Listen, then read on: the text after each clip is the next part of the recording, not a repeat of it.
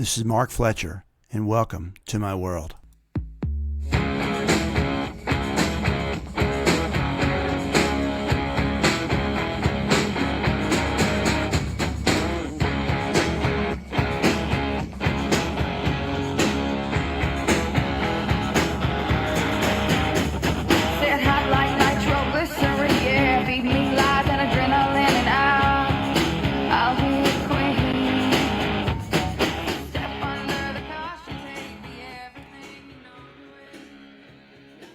Welcome to Southern Tales, tall and otherwise.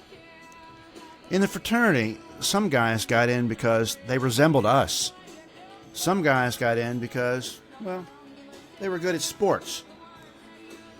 Some guys got in because they attracted cute chicks. Some guys got in because they looked good in the frat picture. Some guys got in because we needed the money. Some guys got in because they did not own a bowling ball.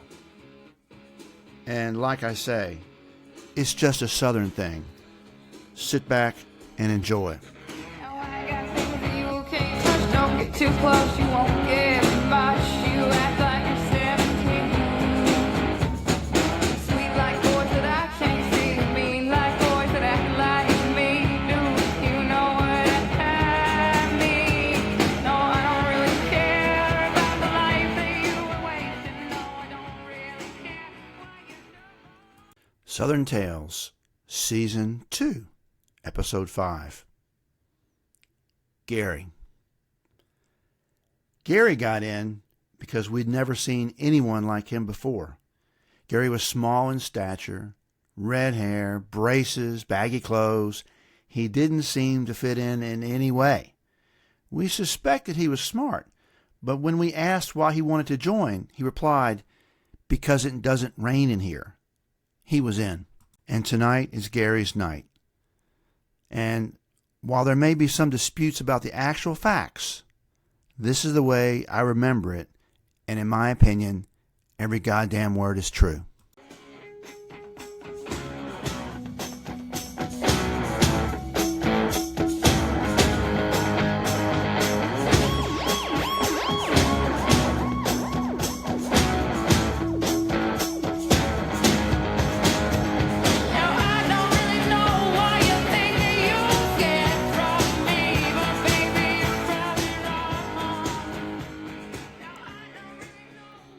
Now, over his first year, we got to realize that Gary was even less than we thought.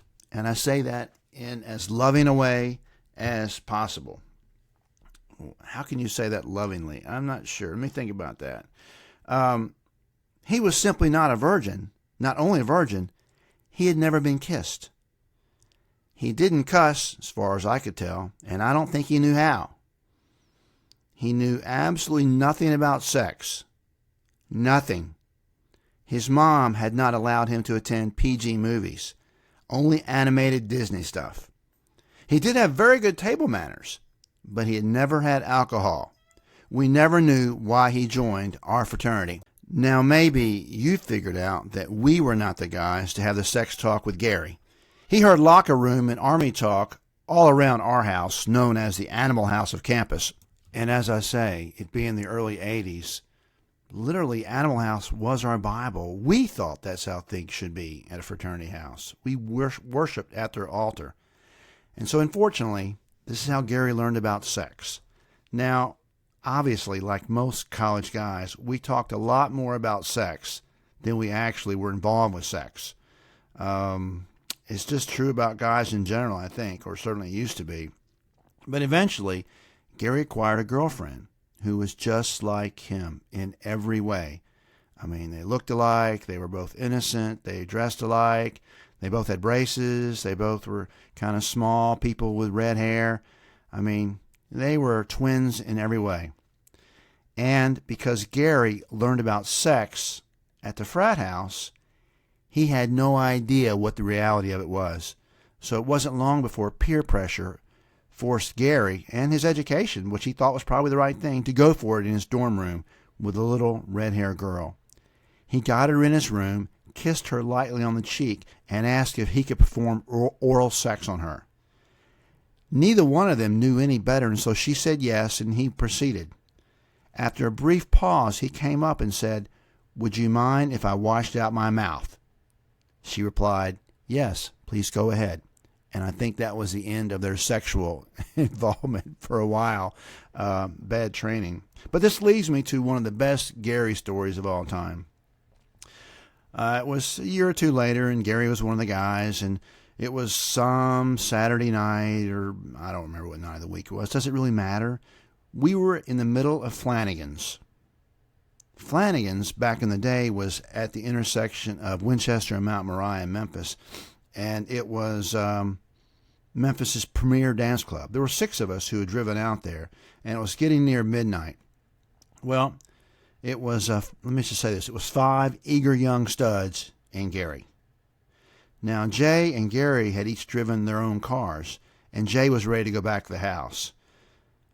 Mike and Gary were ready to go as well, but Kevin, Dave, and myself were just starting to roll. We thought we might get lucky and we wanted to stay.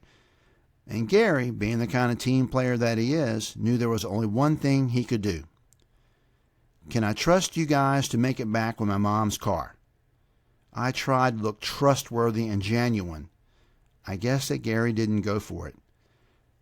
"No problem," I said. "I haven't been drinking that long, and I'm sure we won't stay that long." Let's see, how many lies is that in one sentence? "Okay, I'm going home with Jay.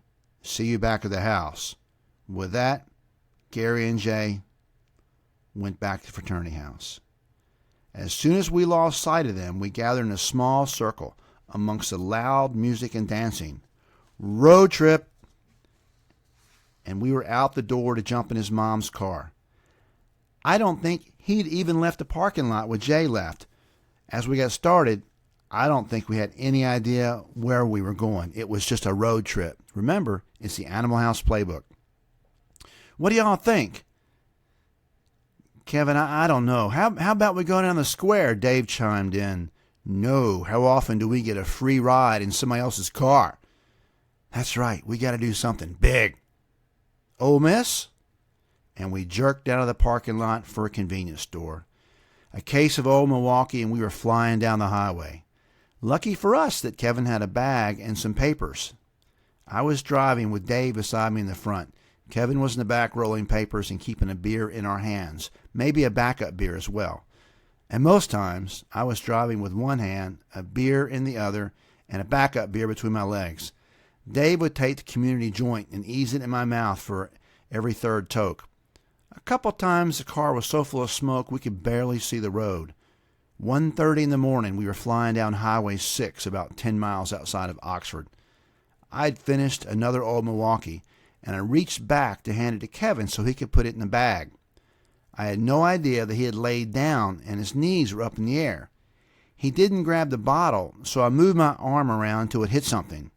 Kevin, barely conscious, was startled when something hit his knee. He jumped and jerked his knee. I jumped and turned my head to see what had happened. The car jumped. When I turned around, we were sliding down the side of the median on the inside embankment, sideways, about 70 miles an hour. There was nothing to do but ride. Suddenly, a huge jolt and a crash, and we were turned back around straight and stopped. And we were messed up in more ways than one. Standing on the side of the road, early Sunday morning, no cars in sight. Our car had hit a light pole just behind the driver's side rear tire. It virtually sheared off the trunk. The bumper was gone. I mean, it was really bad. And if we'd hit the pole a couple feet up towards the driver's side, we might not be here to tell the story. But we never considered that. I only had one thought. By the time we get to Oxford, everything's going to be closed now for sure. Will this thing even move? Dave was the most sober one. And what if the cops find us? Kevin was slowly figuring out our situation. Let's see. And I got back in, started her up, and it would move, but not without some of the loudest clumpity clump clump chabang clumpity clump that you've ever heard. So I guess we're not going to make it to the Tri-Delta house? We better get this shit home before someone sees us. and we proceeded to drive back to Memphis somewhere between 20 and 30 miles an hour. A long night was getting longer.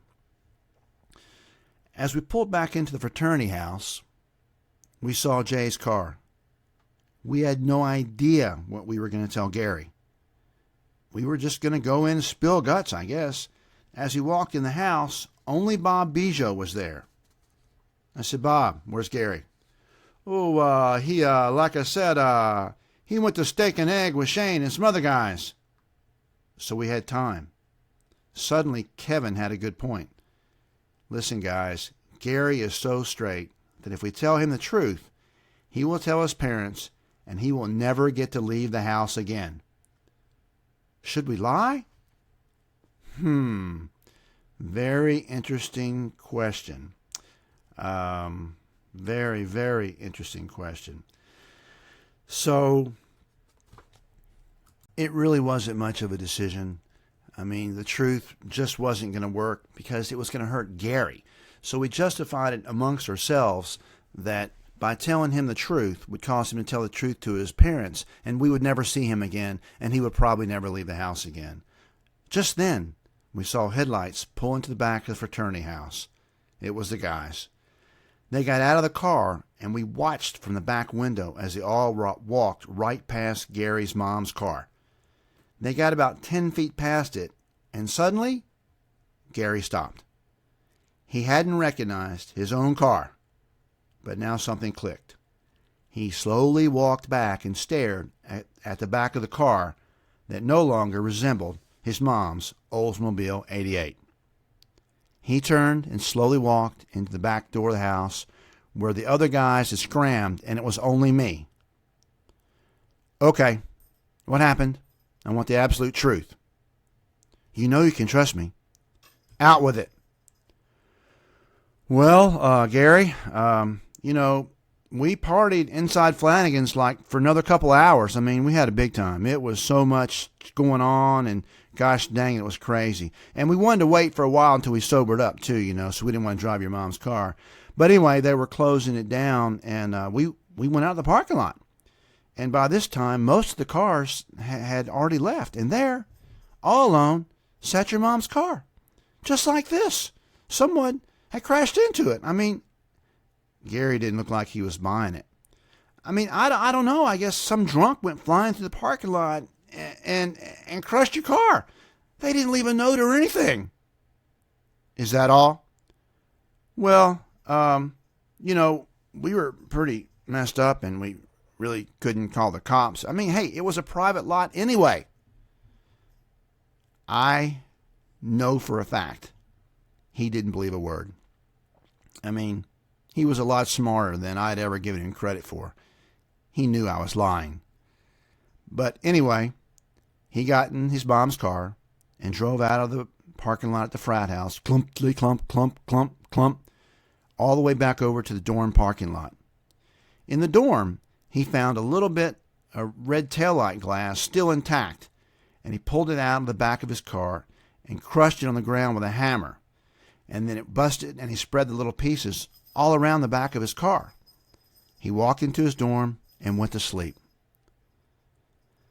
The next morning, he woke up and called campus security. They came over and filled out a hit-and-run accident report in the dorm parking lot. Gary called his mom, and everything was good.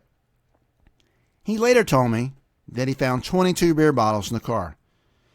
Good thing he got them out before his mom got there.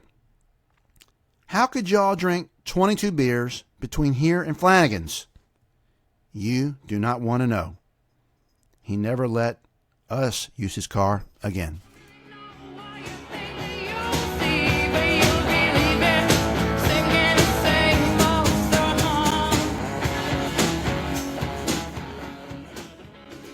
For the liner notes of this episode and all episodes of the Southern Tales podcast, please go to broadneckmusic.com where you'll find out more about the episode. You can also find more about our kick-ass theme music from Audra Brown, one of Memphis's best young songwriters. You can also contact me at stalespodcast@gmail.com. You can ask questions, or you can tell me your stories, and eventually your stories can get on the Southern Tales podcast. Once again, Thanks for listening, and please tell a friend about the fun we're having. See you next week on Southern Tales, 20 minutes and a smile.